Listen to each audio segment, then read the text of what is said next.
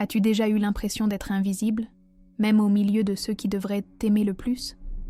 As-tu déjà porté un cadeau dans tes mains et senti que ce n'était jamais assez pour eux? Bienvenue dans l'histoire de Camille, une femme rejetée, rabaissée, ignorée par sa propre famille. Chaque regard était une lame, chaque mot une condamnation silencieuse. Elle était l'ombre à la table, la voix étouffée par le mépris. Mais ce que personne ne savait, c'est que derrière son silence brûlait le feu d'une renaissance. Ce soir-là, tout allait changer. Quand la boîte fut ouverte, ce n'était pas un simple présent qui en sortit. C'était une vérité éclatante, une offrande sacrée née de la résilience féminine et du pouvoir caché du pardon. Ils allaient enfin voir la femme qu'ils avaient tenté d'effacer. Ils allaient comprendre que la douleur n'avait pas détruit Camille. Elle l'avait transformée. Cette histoire n'est pas seulement celle de Camille, c'est la tienne aussi. Si tu as déjà été brisé par ceux que tu aimais, reste jusqu'à la fin, car tu découvriras comment la trahison féminine peut devenir le berceau de ton despertar spirituel après la douleur. Avant de continuer, beaucoup regardent nos histoires sans s'abonner. Si toi aussi, tu sens que cette histoire résonne en toi, abonne-toi dès maintenant et active la cloche. Ne laisse pas passer ce message qui pourrait bien te montrer comment, toi aussi, renaître de tes cendres. Regarde jusqu'à la fin. Ce que tu vas entendre peut vraiment changer ta vie. La nuit tombait doucement, enveloppant la ville d'un manteau de silence presque sacré. Camille, discrète et souvent reléguée à l'arrière-plan de l'histoire familiale, franchissait timidement la porte de la demeure de ses parents. C'était leur anniversaire de mariage, un événement célébré avec faste et éclat. Mais pour elle, c'était juste un rappel brutal de sa place effacée. Autour d'elle, des rires éclataient, des accolades chaleureuses fusaient entre ses frères et les invités. Pourtant, Camille avançait comme une ombre, portant dans ses mains tremblantes une simple boîte. Petite, sobre, mais débordante de significations silencieuses. Personne ne la regardait vraiment. Personne ne semblait se soucier de sa présence. Chaque pas résonnait comme un écho douloureux des années passées. Les voix résonnaient, mais elles n'étaient pas pour elle. Les regards pétillaient, mais ils la contournaient. Camille sentait son cœur se serrer. Cette sensation familière d'être la pièce manquante d'un puzzle familial qui ne voulait pas d'elle. Ses frères, avec leur réussite éclatante, étaient fêtés comme des héros. Elle était simplement tolérée. Les sourires de façade se fissuraient en silence, révélant le mépris voilé. Dans ce temple de l'hypocrisie, la trahison féminine prenait la forme de l'indifférence maternelle, une lame douce mais tranchante. Elle tenait fermement cette boîte, son offrande modeste. Ce n'était pas un bijou luxueux, ni un objet tape à l'œil. C'était bien plus que cela. C'était le fruit de son renouveau intérieur, de nuits sans sommeil passées à travailler pour offrir quelque chose qui comptait vraiment. Mais personne ne voulait voir au-delà de l'emballage. Les regards sceptiques et les sourires narquois l'entouraient comme un cercle de juges implacables. À cet instant précis, Camille sentit l'étreinte froide de la douleur transformante se refermer sur elle. Sa mère, toujours élégante et critique, lança un coup d'œil rapide à la boîte. Ses lèvres se pincèrent dans une moue de désapprobation subtile mais dévastatrice. « C'est original », dit-elle d'un ton qui en disait long. Le père de Camille, de son côté, préféra transformer la gêne en moquerie. « Oh, j'espère que ce n'est pas un abonnement à une secte spirituelle », lança-t-il, déclenchant des rires complices. Le mysticisme féminin, ce feu sacré que Camille avait nourri en silence, était tourné en dérision sous les yeux d'une assemblée cruelle. Mais malgré cette humiliation, quelque chose en elle refusa de se briser. Une flamme discrète mais tenace brûlait dans son âme. Ce moment n'était que le prélude à une libération après l'humiliation. Camille inspira profondément, consciente que cette nuit serait peut-être celle où elle sortirait enfin de l'ombre. Car parfois, les ténèbres sont nécessaires pour révéler la lumière cachée. L'histoire ne faisait que commencer. Les heures avançaient, mais pour Camille, le temps semblait suspendu dans un éternel malaise. Assise à la table familiale, elle observait le balai des conversations vides, Tout était calculé, mesuré, codifié. Les sourires étaient forcés, les compliments creux. Pourtant, chaque mot échangé avait le pouvoir d'écorcher son âme déjà fragilisée. La boîte, son offrande de cœur, était maintenant posée là, ignorée, comme un rappel cruel de sa position de paria. La trahison féminine se faisait sentir dans les détails les plus subtils. Un regard évité, un silence pesant, une blague acide qui passait inaperçue aux yeux des autres, mais transperçait Camille comme une flèche invisible. Sa mère, Élise, n'avait pas besoin de hausser le ton pour blesser. Une simple remarque, laissée tomber entre 2 gorgées de vin, suffisait. « Tu as toujours eu des goûts particuliers, Camille. » Ce mot, particulier, résonnait comme un verdict. À ses côtés, son père en rajoutait, lançant des pics voilés sur ses choix de vie, son emploi instable, son célibat prolongé. C'était plus qu'une soirée en famille. C'était un tribunal silencieux où elle était jugée, encore et toujours. Le poids des jugements passés revenait, implacable, ranimant chaque blessure ancienne. Les souvenirs affluaient comme une marée noire. Elle se revit, adolescente, pleurant en silence après que ses ambitions artistiques eurent été ridiculisées. Elle se rappela les comparaisons incessantes avec ses frères, l'un avocat, l'autre médecin. Elle, selon eux, n'était qu'une rêveuse sans avenir. Le désespoir silencieux l'envahit à nouveau, menaçant de noyer la résilience qu'elle avait lentement bâtie à travers le pouvoir caché du pardon et de longues nuits de prières discrètes. Mais ce soir-là, quelque chose était différent. Sous la surface de la douleur, une colère noble et sacrée grondait. Pas la colère destructrice, non, mais celle qui précède le renouveau intérieur. Camille comprit que ces attaques n'étaient plus capables de la définir. Leur mépris devenait le miroir de leur propre vide intérieur, et non le reflet de sa valeur. Ce fut une révélation douce amère, un premier pas vers le despertar spirituel après la douleur. Elle n'était plus la petite fille cherchant l'approbation. Elle devenait la femme qui pouvait se libérer. Pourtant, même en sentant cette force naissante, Camille savait que le chemin serait sinueux. Le silence pesant de cette soirée n'était que le prélude à un orage imminent. Car la vérité, enfouie dans cette boîte délaissée, avait le pouvoir de tout bouleverser. Et bientôt, elle ne pourrait plus rester cachée. La tension était désormais palpable. La pièce, baignée d'une lumière tamisée mais glaciale, semblait retenir son souffle. Camille, jusque-là silencieuse comme une prêtresse observant un rituel corrompu, sentit l'appel intérieur résonner plus fort. C'était l'heure. Assez d'être la spectatrice effacée de sa propre vie. Portée par une force née de la transformation par la douleur, elle se leva lentement. Tous les regards, d'abord distraits, convergèrent vers elle, surpris par son geste inhabituel. Même sa mère, d'ordinaire si distante, haussa un sourcil, curieuse malgré elle. Avec une grâce presque cérémonieuse, Camille approcha la boîte. Ses doigts effleurèrent le couvercle, comme si elle dévoilait un secret ancien, un symbole du mysticisme féminin caché sous des années de jugement. Les conversations s'éteignirent, l'atmosphère devint dense. Lorsqu'elle ouvrit la boîte, ce ne fut pas un bijou, ni une babiole prétentieuse qui en sortit, mais des documents, des feuilles sobres, portant la lourde empreinte des sacrifices silencieux. « Voici le contrat de rachat de votre maison », déclara-t-elle, sa voix vibrant d'émotions contenues. Le choc figea la pièce. Ses parents pâlirent, incapables de dissimuler leur stupeur. Le silence fut assourdissant.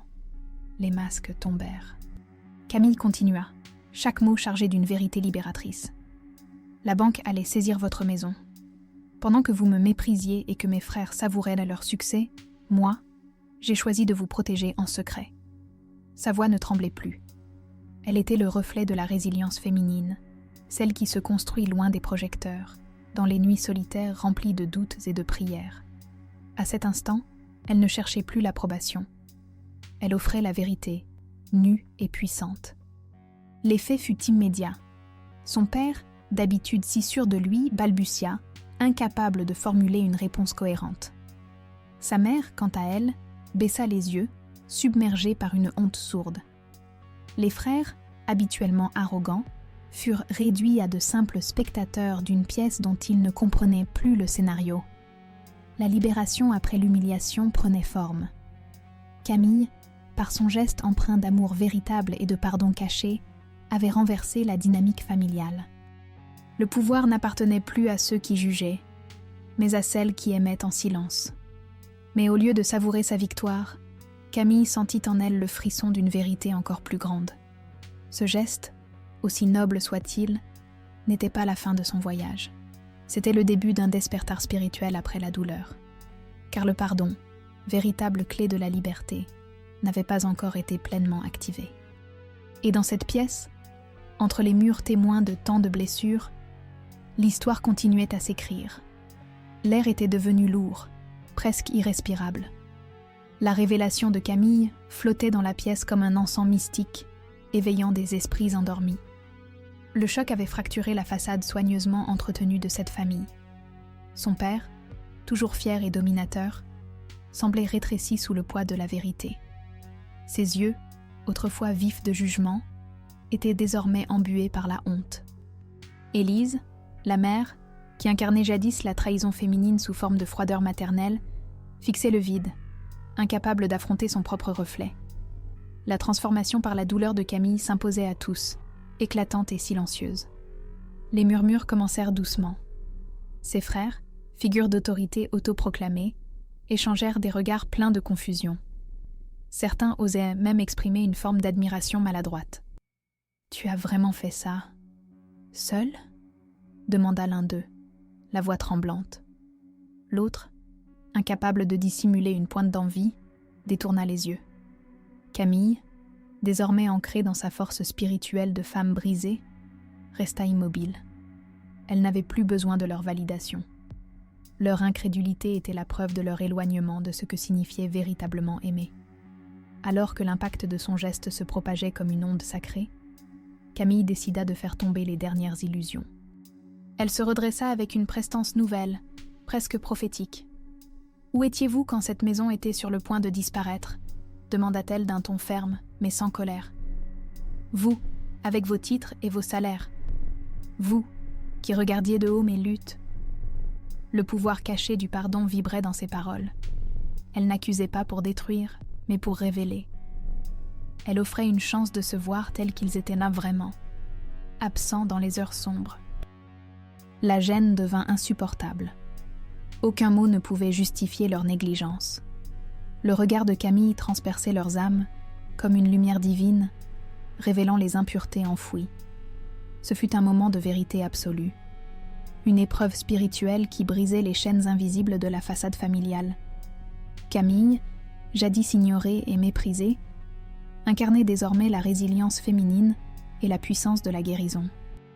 La salle n'était plus qu'un sanctuaire, où les masques étaient tombés, où l'hypocrisie avait été démasquée. Mais même dans cette victoire intérieure, Camille savait que le chemin vers la véritable liberté n'était pas encore achevé. L'énergie était suspendue, incertaine. Le pardon total, celui qui mène à la paix, nécessitait encore une dernière épreuve. Car la transformation la plus puissante naît lorsque l'on choisit, en toute conscience, de ne pas répondre à la haine par la haine. La suite ne tarderait pas à arriver. Le silence, lourd comme le plomb, fut brisé par la voix de Camille. Mais cette fois, ce n'était pas une plainte. Ce n'était pas un appel désespéré à être entendu. Non, c'était une déclaration. Une voix imprégnée de la force spirituelle de la femme brisée, forgée dans l'ombre, polie par les larmes et bénie par le feu sacré de la résilience. « Assez », murmura-t-elle, mais le mot résonna comme un coup de tonnerre. Tous sursautèrent, comme si l'univers lui-même venait d'intervenir. Elle se leva, défiant l'ordre établi. « Toute ma vie, vous avez décidé qui j'étais censée être, » dit-elle, le regard planté dans celui de ses parents. « Vous m'avez jugé, rejeté, comparé. Vous avez ricané de mes rêves, minimisé mes luttes. » Chaque phrase coupait comme une lame affûtée par la trahison féminine accumulée. Mais dans ses yeux, il n'y avait plus de rage, seulement la clarté, une clarté douloureuse mais libératrice. Camille n'était plus la victime silencieuse. Elle était l'oracle de leur propre échec moral. Ses frères, soudain fragiles, tentèrent de se défendre, mais leurs mots moururent dans leur gorge. « Je vous ai regardé vous détourner pendant mes épreuves, » poursuivit-elle. « Mais aujourd'hui, c'est moi qui vous regarde, et je ne vois que des étrangers. » Cette déclaration, simple mais profonde, scella l'instant. Le pouvoir caché du pardon brillait dans sa voix. Elle ne cherchait pas la vengeance. Elle offrait un miroir, un reflet brutal, mais juste de leur manquement. Sa mère, poussée par l'instinct de survie émotionnelle, tenta de rétablir l'ordre. « Camille, ce n'est pas le moment de ressasser le passé. Nous sommes une famille, » dit-elle, avec une fragilité inhabituelle. Mais Camille ne céda pas. « Famille ? La famille soutient, aime et ne méprise pas. Je ne suis plus la même. » Cette humiliation a éveillé en moi quelque chose de divin. La pièce frissonna sous le poids de cette vérité. Camille était devenue la manifestation vivante du despertar spirituel après la douleur. Mais même dans cette confrontation intense, Camille sentait que quelque chose de plus profond l'attendait. Elle n'était pas là pour écraser, mais pour ouvrir la voie. Sa victoire ne serait complète que lorsqu'elle choisirait la véritable liberté, celle de dire non. Non au cycle toxique, non à la réconciliation forcée, non à la négation de son être. La dernière étape, celle du détachement spirituel, se dessinait à l'horizon, et elle était prête à la franchir. Alors que le tumulte émotionnel se dissipait lentement, une étrange quiétude envahit la pièce. Mais cette paix n'était pas douce. Elle était lourde, pleine de non-dits et de regards fuyants. Élise, la mère, tenta de briser ce silence devenu insoutenable. Elle s'empara des documents avec précipitation, comme pour effacer l'embarras par un acte symbolique. « Très bien, Camille, signons tout ça. La maison est à nous maintenant, tout va rentrer dans l'ordre. » Mais ces mots résonnaient creux, déconnectés de l'essence du geste de Camille. C'était encore une fois la trahison féminine, cette volonté de balayer sous le tapis l'éveil douloureux qui venait d'avoir lieu. Mais Camille, désormais éveillée à sa force spirituelle de femme brisée, ne pouvait plus retourner en arrière. Elle observa sa mère, puis son père, et comprit. Rien n'avait vraiment changé pour eux. Ils voyaient encore le cadeau, pas le chemin parcouru. Ils voyaient la solution, pas le renouveau intérieur. Une vague de tristesse paisible l'envahit. Ce qu'elle avait offert, ce n'était pas seulement un toit sauvé, c'était son amour pur, son pardon silencieux, sa lutte invisible. Et il refusait de le voir. À cet instant, Camille décida que ce n'était plus à elle de réparer ce qui était brisé. Sa main, tremblante mais ferme, repoussa doucement les papiers. « Non », dit-elle simplement. Un mot minuscule mais chargé d'une puissance mystique. Non, elle ne signerait pas. Non, elle ne leur offrirait pas la possibilité de détourner le regard de leur propre reflet. Ce geste n'était pas pour racheter cette maison, c'était pour me libérer. Cette phrase suspendit le temps. Dans son despertar spirituel après la douleur, Camille comprenait enfin que le véritable cadeau était pour elle-même. La liberté de dire stop. Les visages autour d'elle se figèrent. Ils ne comprenaient pas. Et c'était parfaitement acceptable. Car la libération après l'humiliation n'exige pas l'approbation des autres. Elle exige seulement que l'on se choisisse. Camille se leva, plus légère que jamais. Ses chaînes invisibles étaient tombées. Le pardon ne signifiait plus se soumettre. Il signifiait avancer, sans rancune, mais sans attachement. Son regard balaya la pièce une dernière fois, non pas avec colère, mais avec compassion. Alors qu'elle franchissait la porte, un vent doux caressa son visage. La nuit, autrefois oppressante, semblait maintenant l'accueillir comme une alliée. Camille comprit que ce n'était pas la fin, mais un commencement. Elle n'était plus la fille brisée. Elle était la femme née de ses cendres, guidée par le mysticisme féminin et prête à embrasser le prochain chapitre de sa vie. Car là où la douleur avait fleuri, une nouvelle lumière brillait désormais. Et toi, que ferais-tu à la place de Camille ? Aurais-tu eu la force de dire non, même face à ceux qui t'ont toujours méprisé? Dis-le-moi dans les commentaires. Je veux lire ton histoire, ressentir ta vérité. Ensemble, créons un espace où chaque femme blessée peut enfin être entendue. Si cette histoire a touché ton âme, partage-la. Peut-être que, comme Camille, d'autres cherchent encore la voie vers la libération après l'humiliation et le renouveau intérieur. Laisse-les savoir qu'il existe un chemin, même après la trahison. N'oublie pas de t'abonner et d'activer la cloche. Chaque semaine, nous plongeons ensemble dans des récits qui révèlent la force spirituelle des femmes brisées. Ne rate pas le prochain.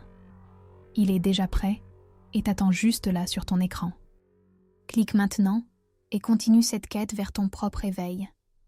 Avec tendresse et mystère, cicatrice de l'âme.